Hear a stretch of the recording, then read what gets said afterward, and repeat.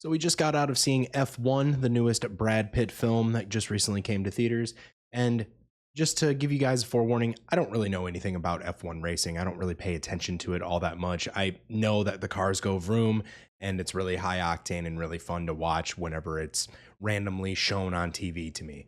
But all in all, I don't really follow it that much. And luckily with this movie, you don't really have to follow F1. It's about like a fictional team, I'm pretty sure, that's trying to make their way from the bottom to the top. And Brad Pitt's character, Sonny Hayes, comes in and pretty much is supposed to kind of help. So you don't really need a bunch of insider knowledge on F1 racing or anything. It's not like I didn't really know anything about F1 stuff, and I felt like I could understand the movie pretty easily. There wasn't really much that they said that I didn't get. The movie is pretty straightforward though. So I'm going to just start out by saying right now, if you like Top Gun Maverick, you're going to like this movie because it's literally made by the same people, the same studio, and it's got the same type of formula to it where it's very, I wouldn't say like it's super corny, but it's corny in a way where it's like kind of cheesy in a lot of ways, kind of just flows similar to like a Top Gun Maverick, and which I thought was funny because it's made by the same people as Top Gun Maverick. So it was kind of, oh, I felt like it throughout, and then when I was like, oh, this is made by the Top Gun people, like that makes sense. The director though is Joseph Kosinski. He actually was a director on quite a few things that I think are pretty good movies, Top Gun Maverick being one of them. Obviously Only the Brave was a very good movie. If you haven't seen that, you got to check that out. And Oblivion, which also had Tom Cruise. This movie was awesome. I liked it. He also wrote this one as well, and I very much enjoyed Oblivion. I know a lot of people might not have, but I think his directing style has earned his spot where he's at, you know, making movies for like $200 million and all that stuff. I think he's got that type of, you know, directing, you know, credentials now to do that. Funny enough, while I was looking at this, he actually also directed, if you're a Gears of War fan, he also directed the music video for the Mad World, or like the trailer for Gears of War that had Mad World as the background music, you know, pretty much the traditional Gears of War song. He actually directed that. That was the first thing he's ever directed. So a lot of people who are my age might actually remember that video, and you might actually remember his directing style from there. I'm not sure exactly. I haven't watched this in a while, but I'm not sure what exactly like carries over from Mad World to like his newer movie now, F1, but I just thought that was really interesting. So I thought that was kind of cool that it kind of felt the same. And if you've seen my review on Top Gun Maverick, you'll know that I really like that movie too. So very similar in tone here, very similar in pacing in a lot of ways. Pretty much the same style as Top Gun Maverick, same style, same high octane moments, same great camera angles, same just straightforward plot that just kind of works for a movie. And that's really all it needs to be. And it knows that that's the kind of movie that it is. It starts and ends in a very just structured way. It's just really straightforward for a casual movie audience. It had really good acting. You had Brad Pitt here. You also had Damson Idris, who you might recognize from the show Snowfall on FX.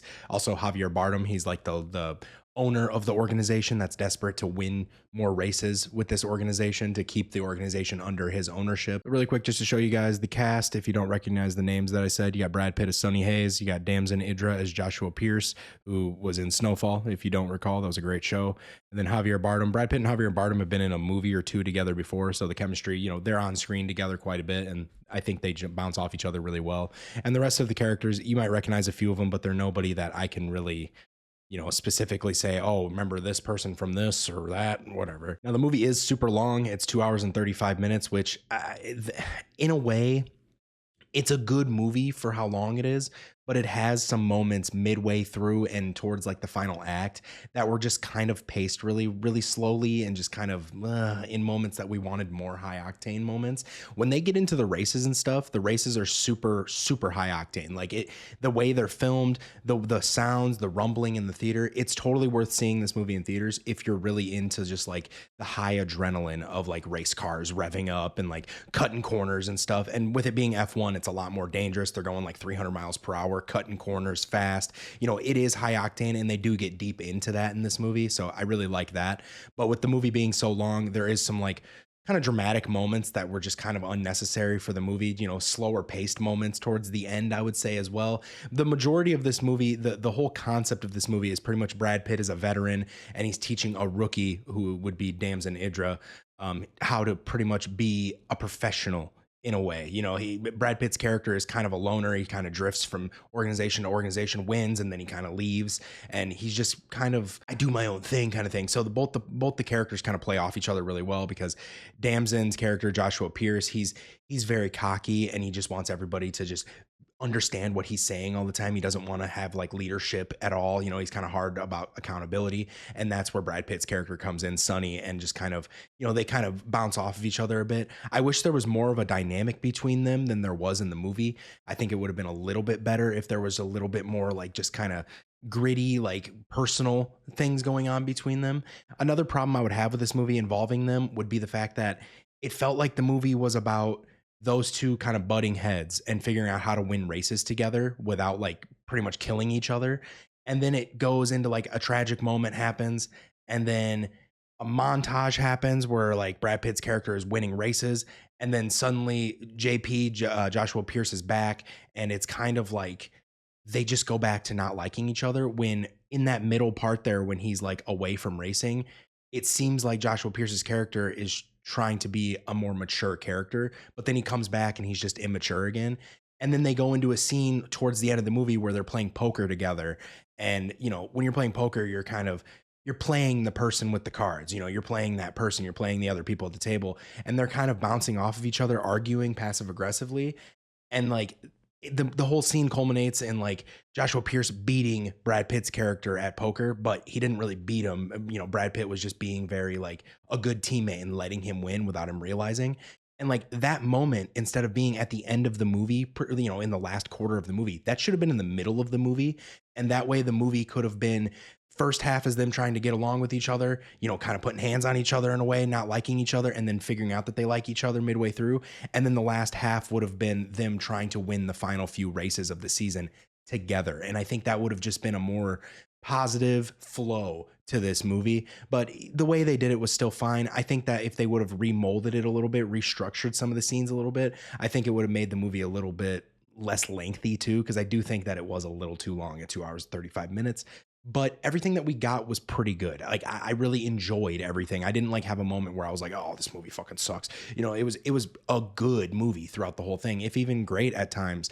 I just think sometimes things needed to be restructured to make it a little cohesive throughout, instead of being cohesive in the first half and then having some downfall moments of pacing. I think that if you rearrange, it would have structured it a little bit better altogether. I felt like the way that the characters kind of were pushed in certain directions towards that third to fourth act, I felt like it kind of led to a lot of like just missed opportunities with character development here. And I felt like character development was a really big thing for this movie. Driving though was high speed, man. Like I said, it rumbled the theaters. It felt like insane at times, like how much like adrenaline was pumping when I was watching the movie, because some of the camera angles are really deep into like the cockpit of the car. I don't know, almost like you're playing a video game at times, Gran Turismo style in a way, or like an F1 video game, I would say. This is a great theater experience though, in my opinion. This is the kind of movie, I said this about Top Gun as well, and I feel the same way about this one. This is the kind of movie that you take your dad to see, or you take like your uncle that's really into cars to see, because like it's just a really well flowed movie. Like it kind of works, even with the things that needed to be rearranged a bit. That just kind of slowed it down a bit, but other than that, the movie was pretty great. Like it was pretty good. Like it had a lot of just really good scenes. I really enjoyed it though. I'm giving it like an 8.2 out of 10, or like an 82%. I think this is a movie you should see in theaters, especially if you were into like the Top Gun Maverick style. All in all, I really liked it. I thought we really liked it, and it was a really good time. It was simple and effective, I would say. And last thing, the movie's budget was about $200 million estimated. This can go up or down. It just really depends on like, you know, it can go up or down by a few hundred or a few million, I would say. Altogether though, gross worldwide, it came out this weekend and it made about 144 million, which is pretty good. I think that's pretty good. There's been a lot of really good movies this whole June, and we got a lot of big blockbuster movies with Superman, Fantastic Four, Jurassic World coming out in July. So I think this is good. I think it'll make its money back. I didn't realize it was so much money to make this movie, but it is a lot of like realistic racing. You know, it's very realistic looking. I don't know if they used any really CGI at all in this movie, but it looked really good. Made about 55.6 million in the US and Canada alone, so it is making a lot of money in other countries. I'm assuming like Europe, where there's a lot more F1 racing happening. They do have a lot of moments where they go into other countries in this one, because obviously F1 racing, they go around the world and compete and everything. So there's a lot of different like places that the movie goes to and everything. So I could see why this movie's making a lot of money outside of the States and Canada. All in all though, good movie. I enjoyed it very much. So hopefully you guys enjoyed this. Have a wonderful night. Bye.